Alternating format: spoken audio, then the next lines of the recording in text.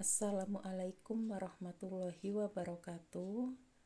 Halo, apa kabar semua? Semoga senantiasa sehat dan selalu dalam lindungan Allah Subhanahu wa Ta'ala. Jumpa kembali dengan Bu Haroh di pelajaran pendidikan agama Islam dan budi pekerti. Tetap patuhi protokol kesehatan agar kurva penyebaran COVID-19 segera melandai.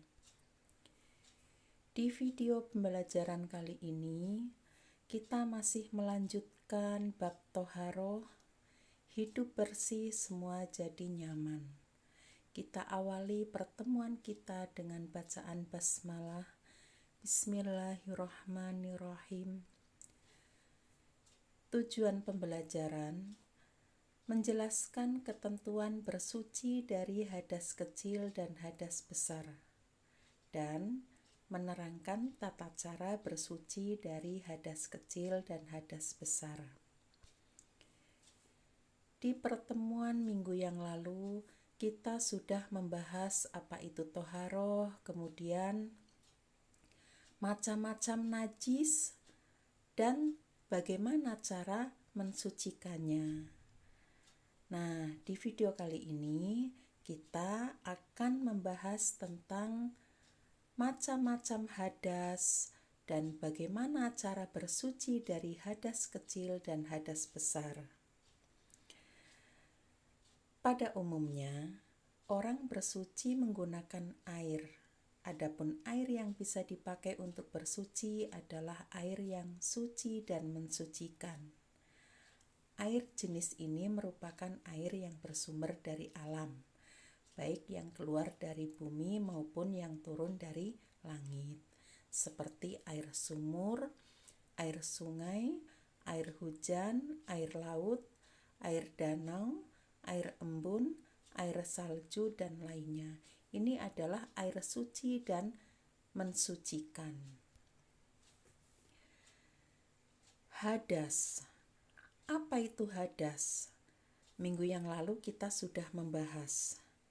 Hadas adalah keadaan tidak suci pada diri seorang muslim sehingga dia tidak boleh sholat, tawaf, dan lain sebagainya. Kita terkena hadas kecil apabila mengalami atau melakukan salah satu dari 4 hal. Contohnya, yaitu keluar sesuatu dari kubul dan dubur. 2. Hilang akal, contohnya tidur. 3. Bersentuhan kulit antara laki-laki dan perempuan yang bukan muhrim. Dan yang keempat, menyentuh kubul atau menyentuh kemaluan dan dubur dengan telapak tangan. Ini adalah contoh seseorang berhadas kecil. Nah, cara mensucikan hadas kecil ini dengan cara berwudu. Apabila tidak ada air atau karena sesuatu hal misalnya sakit, maka diperbolehkan untuk tayamum. Bagaimana dengan hadas besar? Kita terkena hadas besar apabila mengalami atau melakukan salah satu dari 6 perkara. Yang pertama, misalnya berhubungan suami istri. Ini dilakukan apabila sudah ada pernikahan, ya. Yang kedua, keluar mani. 3. Haid. 4. Melahirkan. 5. Nifas. Dan yang keenam, meninggal dunia. Ini adalah orang yang terkena hadas besar. Nah, tata cara toharoh dari hadas, tata cara bersuci dari hadas besar. Yang pertama itu mandi wajib.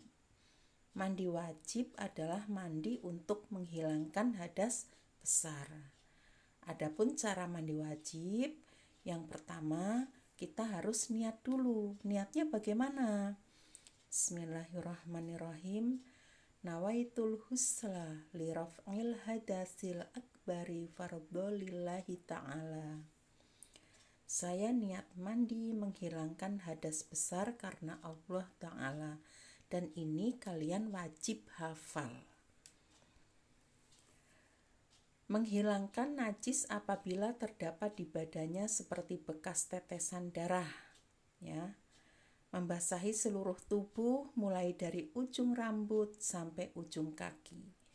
Pada saat mandi wajib, kita juga disunahkan untuk membaca basmalah, mencuci kedua tangan sebelum dimasukkan ke dalam bejana, berwudu terlebih dahulu, mendahulukan yang kanan daripada yang kiri, menggosok tubuh, dan lain sebagainya.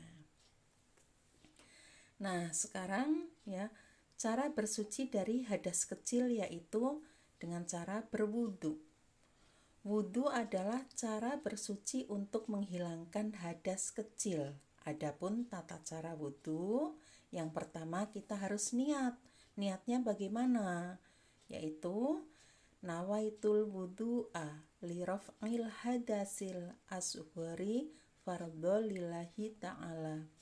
Saya niat wudu menghilangkan hadas kecil karena Allah Ta'ala. Kemudian disunahkan mencuci kedua telapak tangan, berkumur-kumur dan membersihkan lubang hidung. Membasuh muka, setelah membasuh muka, membasuh kedua tangan sampai siku. Setelah membasuh tangan sampai siku, yaitu mengusap sebagian kepala.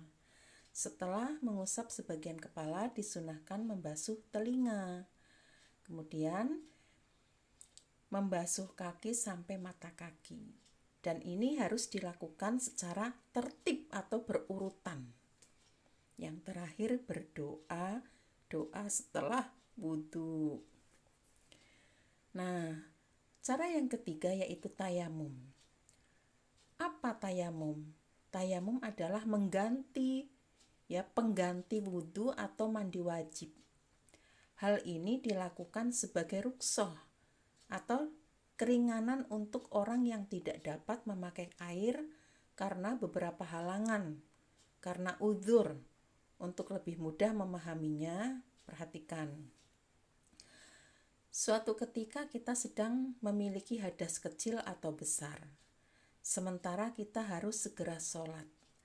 Namun, pada saat itu tidak tersedia air atau tidak bisa menggunakan air karena sesuatu hal, misalnya sakit. Atau kita sedang bepergian, ketika kita akan melaksanakan sholat, tidak ada air, maka kita diperbolehkan tayamum.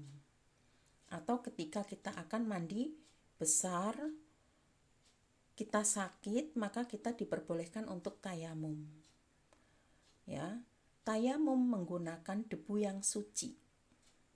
Jadi tayamum dilakukan dengan menggunakan sarana debu yang suci.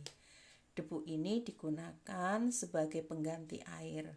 Apabila kita berada di dalam pesawat atau kendaraan, debu yang digunakan untuk tayamum cukup mengusap debu yang ada di dinding pesawat atau kendaraan. Cara ini boleh dilakukan jika tidak ada air dan telah berusaha mencarinya. Kemudian berhalangan menggunakan air, misalnya sakit seperti yang tadi Ibu jelaskan. Kemudian telah masuk waktu sholat. Nah, niat tayamum itu bagaimana? Yang pertama yaitu nawaitu tayamuma listibahatis sholati fardhu lillahi ta'ala. Aku niat bertayamum untuk dapat mengerjakan sholat karena Allah Ta'ala. Setelah niat, kita mengusap muka dengan tanah atau dengan debu yang suci. Nah, setelah mengusap muka, kita melanjutkan dengan mengusap tangan kanan hingga siku-siku dengan debu. Setelah mengusap tangan yang kanan, gantian mengusap tangan yang kiri hingga siku-siku. Ini adalah contoh gambar cara bertayamum. Nanti bisa kalian pelajari. Hikmah toharoh itu apa? Yang pertama, orang yang hidup bersih akan terhindar dari segala macam penyakit karena kebanyakan sumber penyakit berasal dari kuman dan kotoran. 2. Rasulullah Shallallahu Alaihi Wasallam bersabda bahwa orang yang selalu menjaga wudhu akan bersinar wajahnya kelak saat dibangkitkan dari kubur. 3. Dapat dijadikan sarana untuk lebih mendekatkan diri kepada Allah. 4. Rasulullah menegaskan bahwa kebersihan itu sebagian dari iman. Dan ada ungkapan bijak pula yang mengatakan bahwa kebersihan pangkal kesehatan. Yang kelima, kebersihan akan membuat kita menjalani hidup dengan lebih nyaman. Tugasnya, silahkan kalian kirimkan ke Google Classroom masing-masing kelas. Mudah-mudahan yang Ibu sampaikan bermanfaat untuk kita semua. Kita akhiri dengan bacaan hamdalah bersama-sama. Alhamdulillahirabbil alamin. Billahi taufiq wal hidayah. Wassalamualaikum warahmatullahi wabarakatuh.